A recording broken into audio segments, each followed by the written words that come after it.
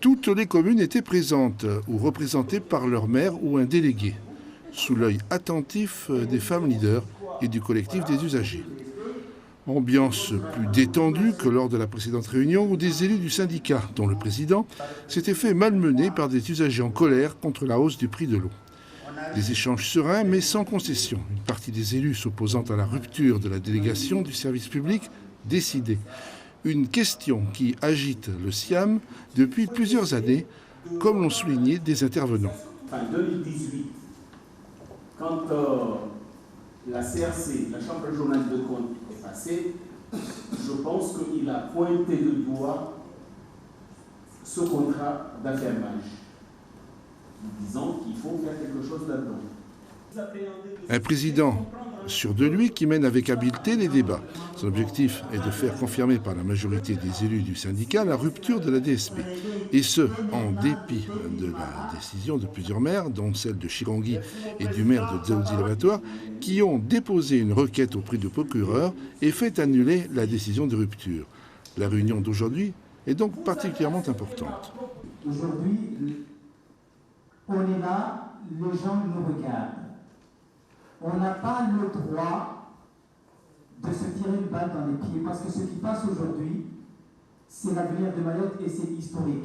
Hima Shabadi Hima Hima Urenge Wamanazaho Usikiri Wawe Wahadwa Daima.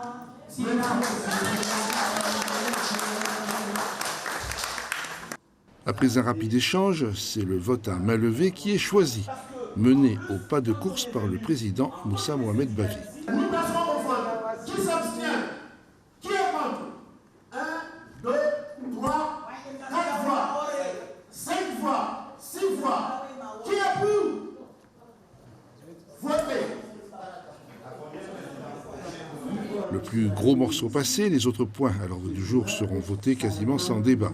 À la sortie, les positions sont partagées. Des usagers satisfaits, ce qui était loin d'être le cas lors de la première réunion. Je suis parfaitement satisfait du fait que aujourd'hui nous avons eu des élus dignes de ce nom qui ont représenté la population mahoraise par rapport à tout ce que nous avons comme difficultés qui nous empêchent de pouvoir répondre à nos besoins fondamentaux au quotidien. Ça va dans le bon sens pour moi et je pense que même auprès de la population mahoraise, il n'y a personne qui contestera cette décision qui a été prise aujourd'hui.